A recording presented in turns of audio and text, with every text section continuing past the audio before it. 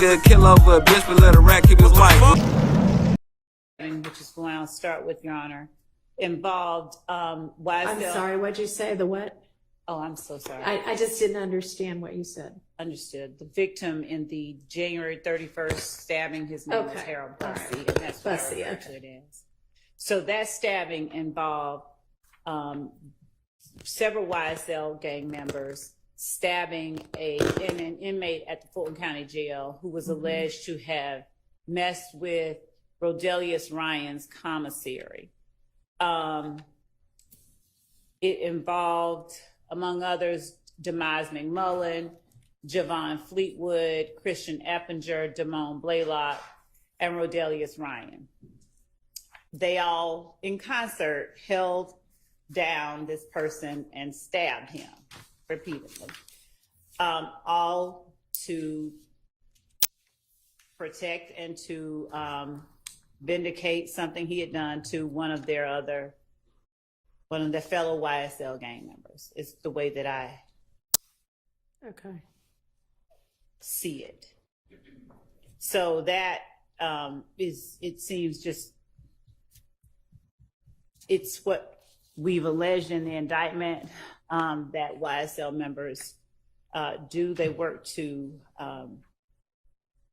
maintain individuals ready and willing to preserve and protect the reputation, power, and even the territory of the enterprise through the use of violence.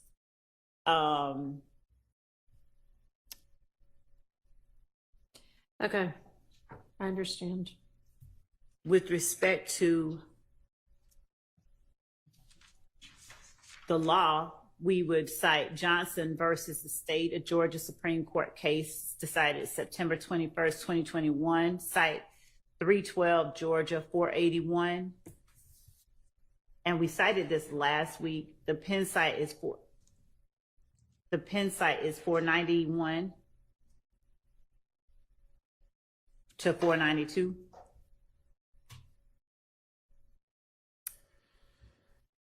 In support of it. Okay. With respect to the January 18th violation of the Georgia Controlled Substances Act, this is 2 YSL members on trial for conspiracy to violate the RICO Act through drug distributions, drug use, drug possessions. And while in court on trial, they are passing Percocets, one to another, and we argue one to the alleged leader of YSL while in open court.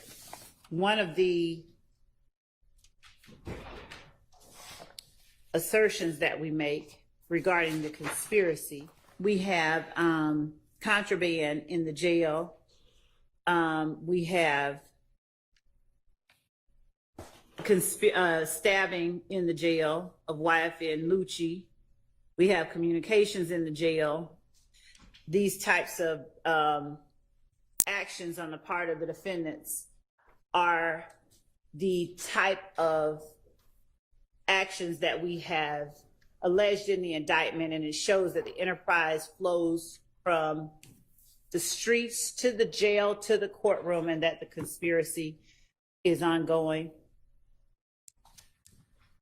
And what exactly is the evidence you would be introducing on this VGCSA? The video of it. And what all does, I mean, maybe I need The video what does it show? Shows Mr. Adams going up to Mr. Williams while on a break. He's appearing to dap him up, if you will. Mr. Williams puts his hand up under the table. One of our lieutenants goes over to Mr. Williams and sort of says, "Give it here." Mr. Williams brings his hand out from under the table, relinquishes the Percocet to him, and later Mr. Adams is searched. And I think more Percocet pills, more drugs are found on Mr. Adams. And the drugs, the photos and Okay. tests of those drugs. All right. And what's next? The marijuana was also, so in Mr. Stillwell's cell, there was, on March the 29th of 2023, there were drugs found in Mr. Stillwell's cell that consisted of ecstasy, pills, I think contraband, was it cell phone? A contraband cell phone, for him to have gotten those Okay. drugs into the jail while he's on trial for Okay. kind of actions involving narcotics and the enterprise and the sale and distribution of drugs through that enterprise. We believe is evidence of the ongoing conspiracy. Okay. Another, And then the last one, I guess, was the marijuana found on Mr. Ryan. Give me a little bit more background about what your evidence is going to show on that one. that Mr. Ryan, while sitting in court, I believe deputies may have smelled the marijuana Okay. on Mr. Ryan. And when they went back to try and search or to figure out where the smell was coming from, a large commotion was made. And the By deputy, a large commotion by. Mr. Ryan, and the deputies found the marijuana attached to, I think, his inner garments. Okay. We have the video. Okay. We don't know how it got there. I mean, on the Percocet, you've got an alleged gang member providing it, right? Yes. So, how about we don't have anything like that with regard to the marijuana? We don't have who provided him with the marijuana, no. Okay. All right. I don't know how pertinent it is that we have one that's not on here that is also involving drugs that are brought into the courtroom and provided to another YSL member, but that particular one has been severed, so we don't have that one on here. Okay. Right. I think that the first three that we talked about are, I can see how those would be intrinsic to showing the allegations that, this is a continuing, ongoing RICO enterprise. Mr. Ryan being in possession of marijuana when we don't know where it came from,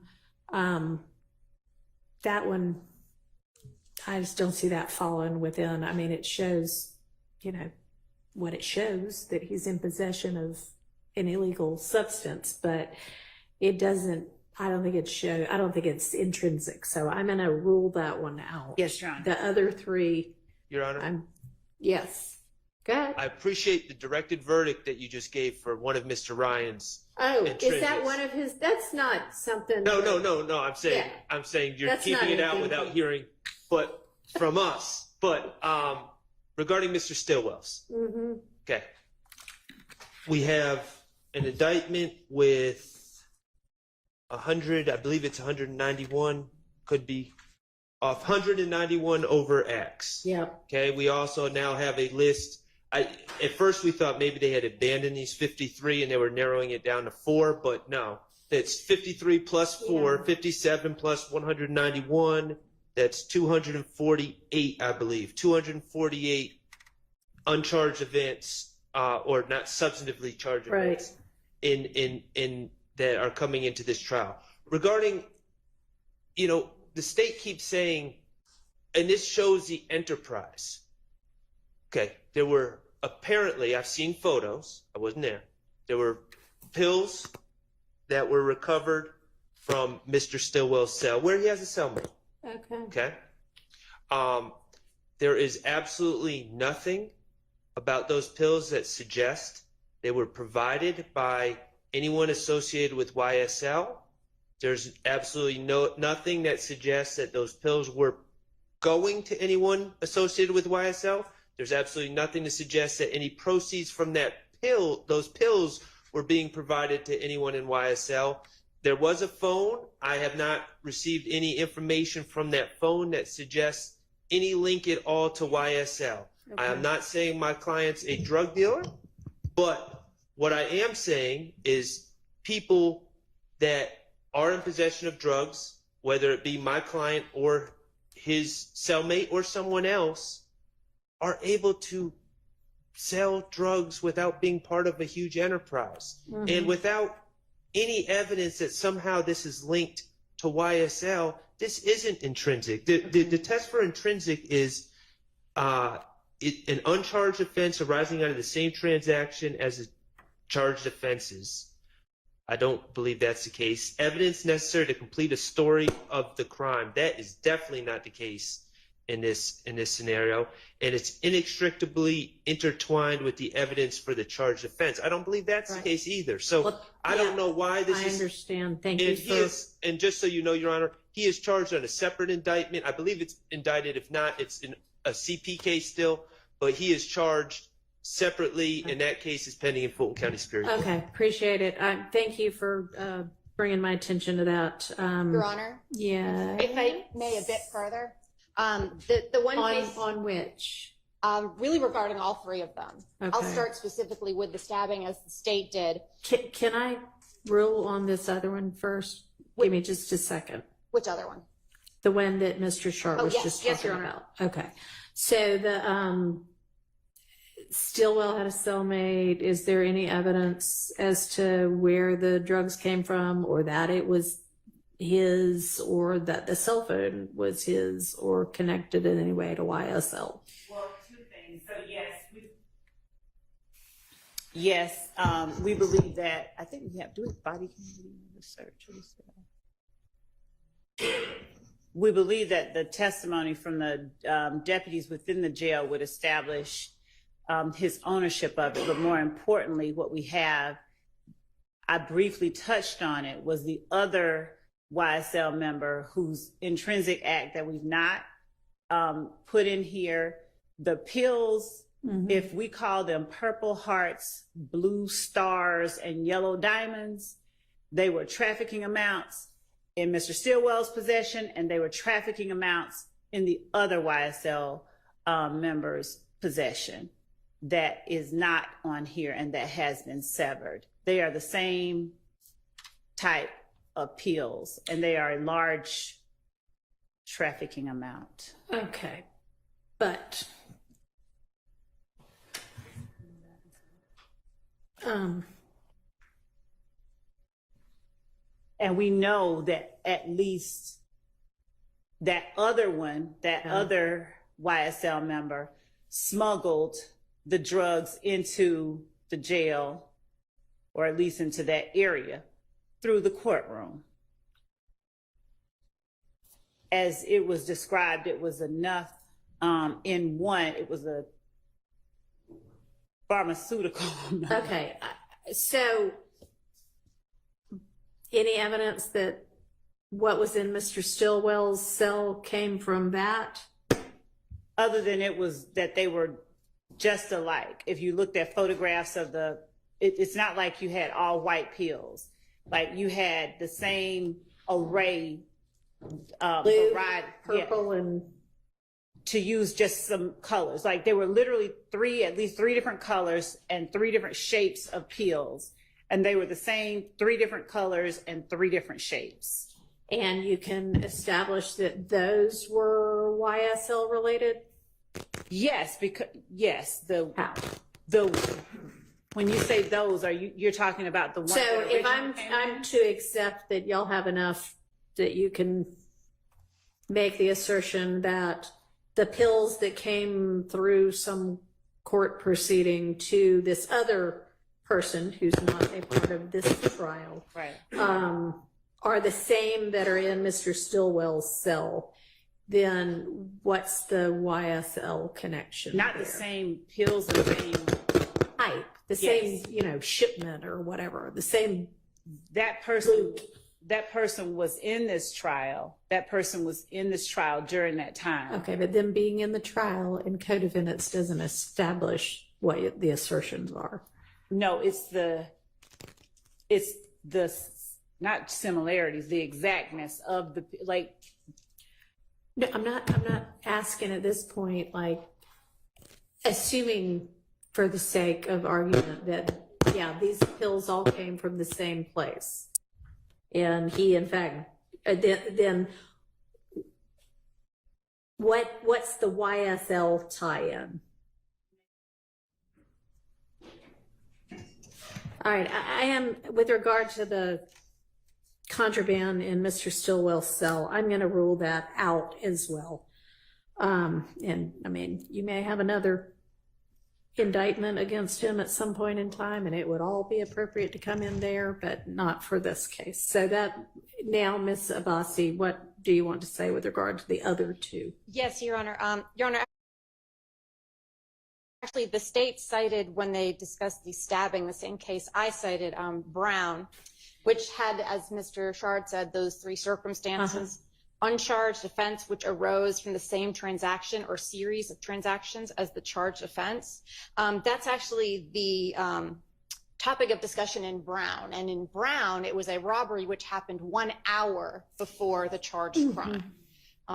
If the state is going with it's part of the same transaction or series of transactions, then we have a very serious problem with proximity, because the case law is not anything a conspiracy does that happens over the lifetime of the conspiracy qualifies as intrinsic. It has to be closely linked with the others, closely linked with the other charged offenses within the indictment. Your Honor can look at Sanchez Villa versus State, just 341 Georgia App 264 from 2017. Within that case, the evidence the state was trying to present, the court found all of the cases the state submitted distinguishable. And the same is true here when Your Honor goes through the cases as far as being part of the same transaction or series of transaction as the charged offenses. This, like those cases, is attenuated in time. For ones which do have more time in between, they discuss how in those cases, the defendants in their other uncharged acts were in the exact same role. So in one, it was trafficking cocaine as the lookout. In the uncharged, trafficking cocaine as the lookout. There were very specifics linking them. Were any of these in the Sanchez Villa, either those facts or the cases that are distinguished, either a RICO charge that was involved or a gang enterprise? I will double check because they go through quite a few cases. I'm going to have to look back through all of them. I think the hallmark of it that we get within Sanchez after they discuss all these cases, the evidence in this case, the Sanchez case, is considerably more attenuated in time and space from the events leading up to the charge offense. So it offers little to help the state. They continue on and say that, well, as far as this goes, we're not in a circumstance of completing the story of the crime. This is just expanding it. Yeah, completely. I mean, right, it's a different crime, but it might have been a different thing if they were charged with a RICO count in Sanchez. So that to me is what, if these were just whatever the other charges in the indictment are, then I would say,